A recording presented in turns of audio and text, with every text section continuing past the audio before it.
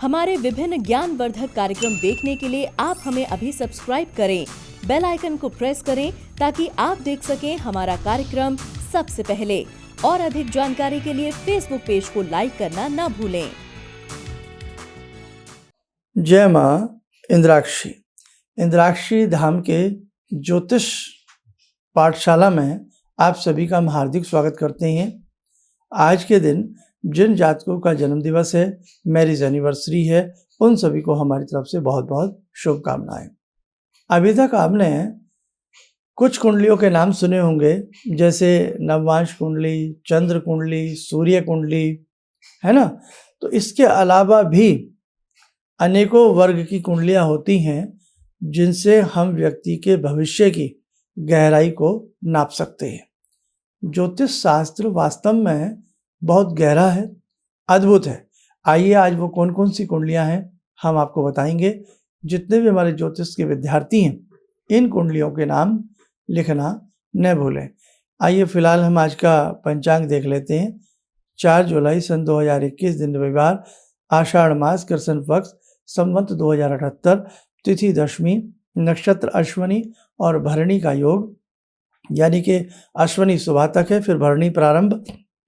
राहु काल 4:30 से 6, दिशा शूल पश्चिम दिशा। अमूमन जब किसी जातक की जन्म कुंडली देखी जाती है, उसके किसी सवाल के लिए, समस्या के लिए, उसके भविष्य के लिए, तो हम उसकी जन्म कुंडली देखते हैं, चंद्र कुंडली देख लेते हैं। यदि दाम्पत्य जीवन की बात आती है, उसके लिए हम नववांश कुंडली को देखते हैं। ऐसे ही अलग अलग प्रकार की कुंडलियां हैं जीवन के अलग अलग पायदान को देखने के लिए। ये बहुत गंभीर सब्जेक्ट है। ज्योतिष के जितने भी प्रेमी हैं, स्टूडेंट हैं, इस समय देख रहे हैं हमें, वो आप बाद में हम सबको आपको धीरे धीरे समझाएंगे। लेकिन ज्योतिष में आप ये देखिएगा गंभीरता कितनी है, गहराई कितनी है।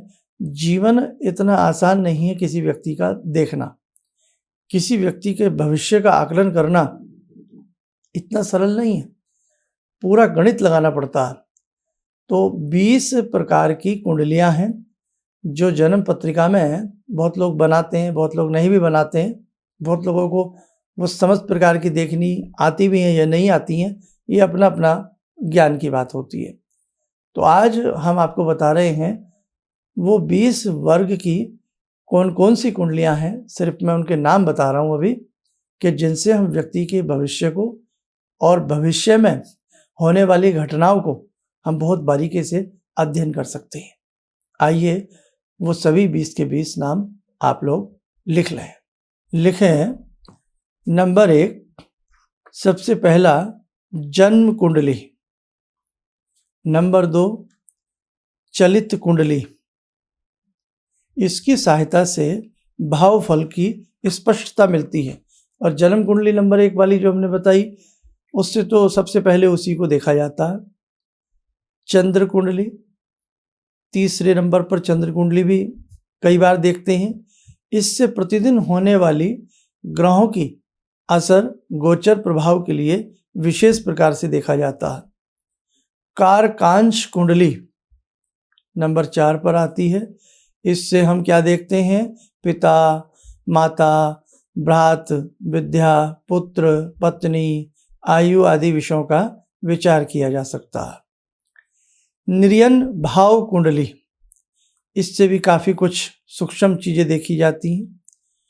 होरा कुंडली, एक होरा कुंडली होती है, ये नंबर 6 पर है। नंबर 7 पर द्रेषकाण कुंडली, इस कुंडली से हम भाई बहनों का विचार करते हैं। चतुर्थांश कुंडली, इसकी सहायता से भाग्य का विचार किया जाता है। सप्तमांश कुंडली, इससे पुत्र पौत्र आदि का विचार किया जाता है। नववांश कुंडली, इसके सहायता से पत्नी या पति के अलावा अन्य भी कई विषयों पर विचार किया जाता है। दशमांश कुंडली, इससे जातक के कैरियर का विचार किया जाता है। द्वादशांश कुंडली, माता पिता का सुख कैसा है, कैसा रहेगा, देखा जाता है। षोडशांश कुंडली, इससे हम वाहन सुख और आपके जीवन में बहुत आनंद प्रमोद के बारे में भी देखा जाता है। देख लेते हैं।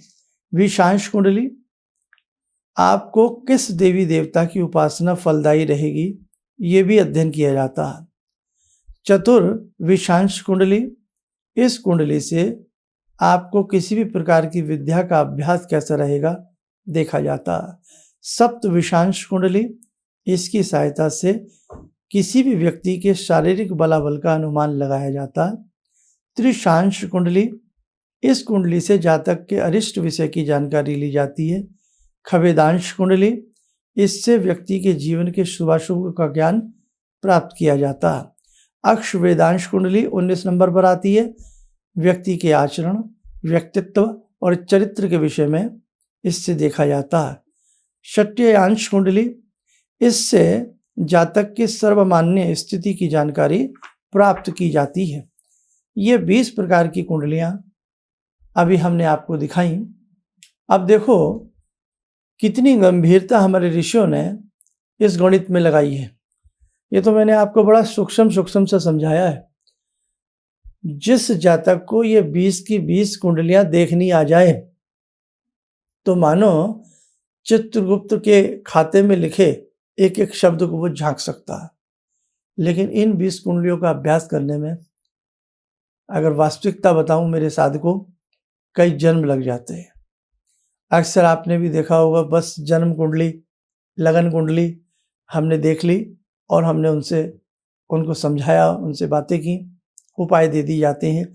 या हम जो भी ज्योतिष की प्रैक्टिस करते हैं, शादी की बात आई, पति पत्नी के दाम्पत्य की बात आई, नववांश कुंडली में नजर मार लेते हैं। आज के ग्रहों की परिस्थिति की बात आई, गोचर कुंडली में चले जाते हैं। लेकिन बहुत सारे विचार हैं जो इन कुंडलियों से किए जाते हैं। लेकिन एक बात मैं कहूं, यह समस्त प्रकार की कुंडलियां आपके प्रथम कुंडली के आधार पर ही बनती हैं। जब व्यक्ति को अनुभव हो जाता है तो वो प्रथम कुंडली के आधार पर आपके भाई बहन, शारीरिक बल, मानसिक बल, आने वाला जीवन, सुख, संसाधन, वाहन, सारी चीजें वो प्रथम कुंडली से ही देख लेता है। अभी आप अत्यधिक परेशान ना हो, जो ज्योतिष में पदार्पण कर रहे हैं, ज्योतिष सीख रहे हैं। अभी केवल आप शुरू वाली 1-2 कुंडली से ही मतलब रखें। उसके बाद की जो परिभाषाएं हैं, उनकी बारीकियां हैं, ईश्वर ने चाहा अगली क्लासों में धीरे धीरे हम एक एक कुंडली का वर्णन करके आपको समझाने का प्रयास करेंगे। तो आज का चैप्टर बस हम इतना ही समझते हैं। आइए साधकों, समय हो चला है आज की ध्यान साधना का। आज की ध्यान साधना में हम जुड़ते हैं भगवान श्री भैरव से।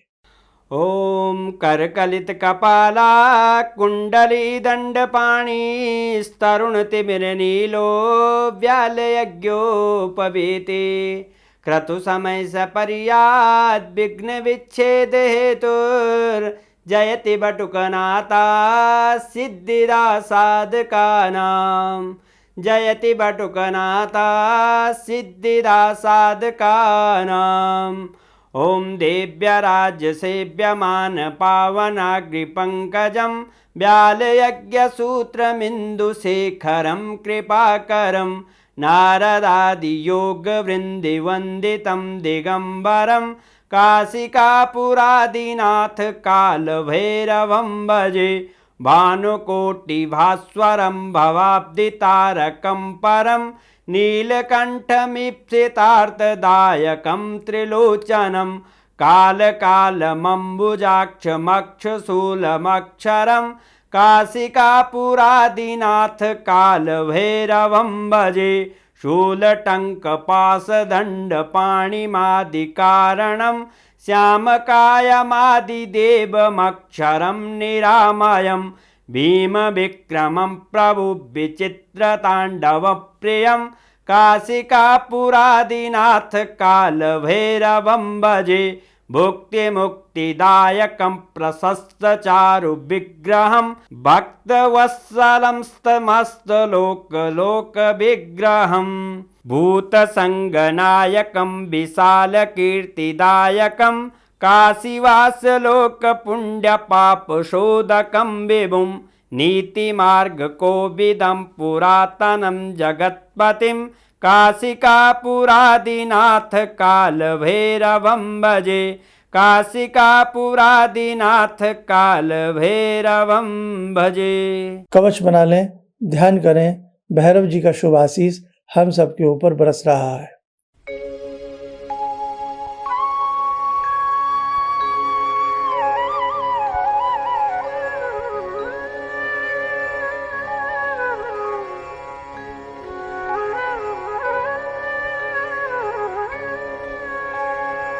ओम बोलते हुए सामान्य हो जाएं।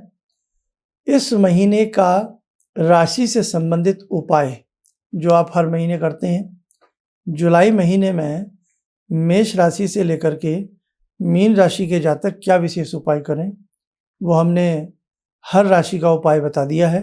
अपनी अपनी राशि के उपाय देख करके आप लोग कर सकते हैं। दूसरी बात, हमारे संस्थान में जो वैदिक रीति से हम लोग आपको कुंडली बना करके देते हैं, तो आज हमने जिन जिन कुंडलियों का जिक्र किया है वो समस्त प्रकार की कुंडलियां वैदिक कुंडली में बनाई जाती हैं।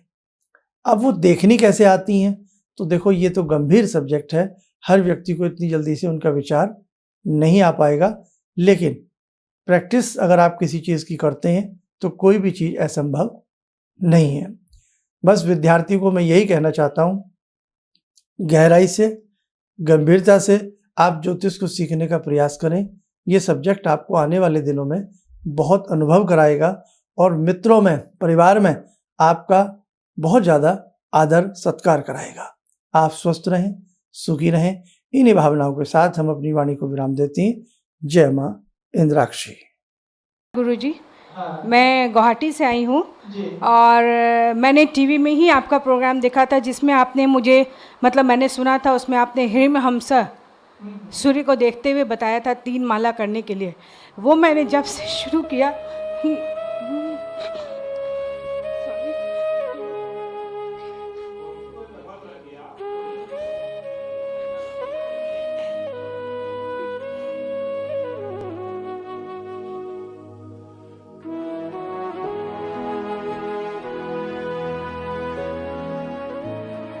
शक्ति से